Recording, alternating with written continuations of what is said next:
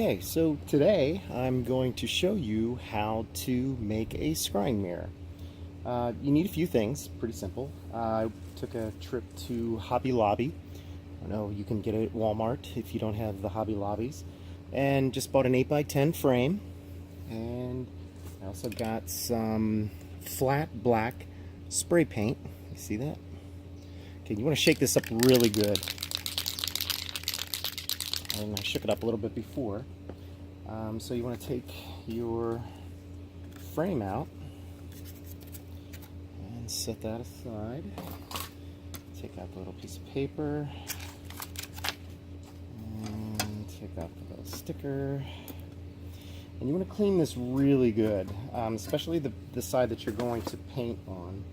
So I'm just going to get some Windex, spray a little bit on there. Up first, and you want to get this really good, nice and clean. So I just use a nice paper towel and clean that off. Make sure it's nice and dry. Don't want any smudges. The other side can have smudges. You're going to clean that later. Get all of that off. Good look at it.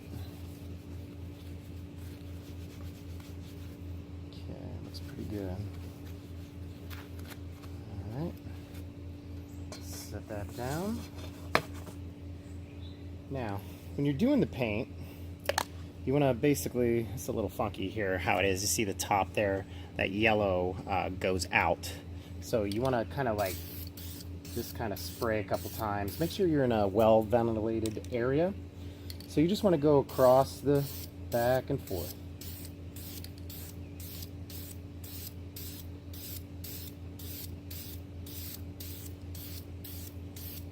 Now you're going to do a couple coats here because you don't want it to get too thick because it'll do bubbles.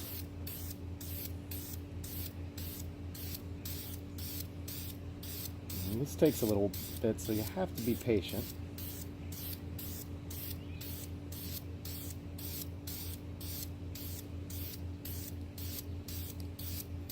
Okay, so when you see the glass is just about covered, you take a break.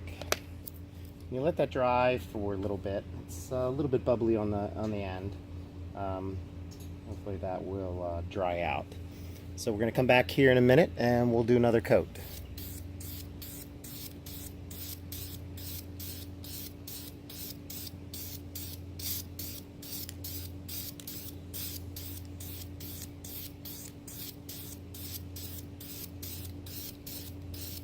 I only waited about 5 minutes. This stuff dries fully in 10.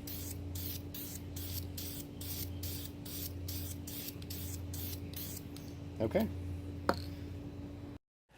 Okay, so right now I'm in my studio here. I actually ended up doing 8 coats of paint here. I didn't want to make you suffer through putting the paint on. There still is a little bit, when you hold this up, you want to look, I use the sun, you can use a light, but you kind of hold the reflective, let's see how you, the reflective side towards your face and hold the painted side up toward a light. And hopefully you can't see much light. There's a little, just a small little teeny bit of light coming in here, but that's okay. Another thing I did was on the back, this is the part that holds the picture up, but on the back I also spray painted that. It was like a light brown. So I just did another coat of that to make it completely black. So what you want to do is you want to take the frame and you want to put the painted side toward the back. So that would be the front part of the frame. So I'm laying the reflective side down into the frame with the painted side toward the back. And then you want to put the back onto the picture and make sure you lock it in. Okay. So when you turn this around, you basically have you can't hard to see that, but you basically have the reflective mirror facing you. So what you want to do is you want to make sure that you clean this very well. Once again, I'm using Windex.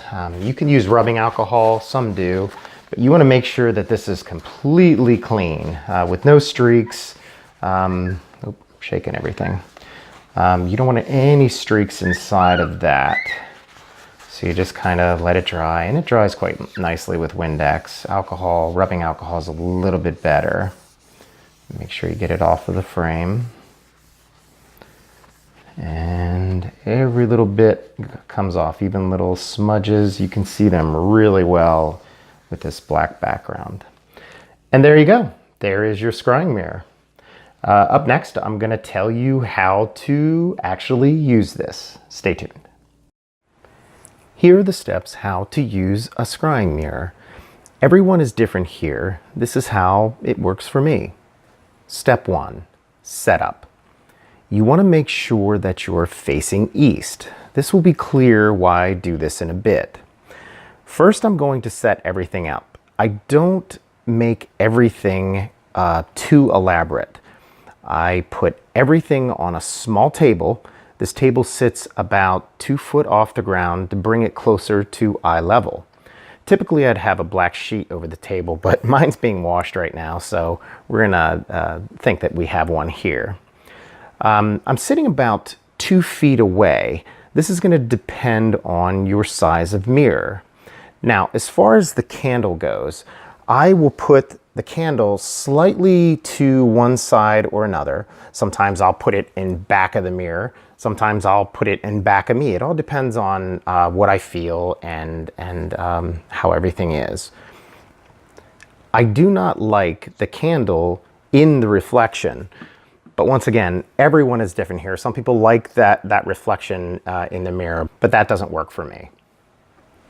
So we'll put this off to the side. So you would light the candle and turn the lights off.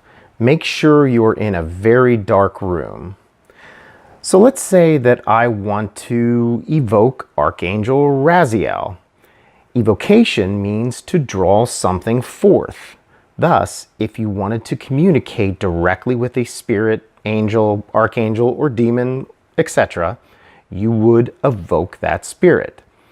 I may use a bit of energy to help me connect with Raziel. I will put a clear quartz crystal, I don't know if you could see that, behind my candle.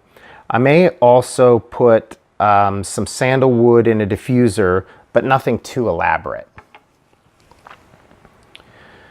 I want to impress on you to keep it simple. Now, some people will make sure that they can see the reflection in the mirror. Some will tilt it slightly away. You have to do some experimentation with this to find what you like. Step 2, protection. When you are doing any kind of work like this, you are connecting to other realms. It's kind of like turning on a lighthouse in a pitch black night. You attract all kinds of wanted and unwanted beings. Protection is a must. You don't want to have to focus on trying to discern what is good and bad. You want some help.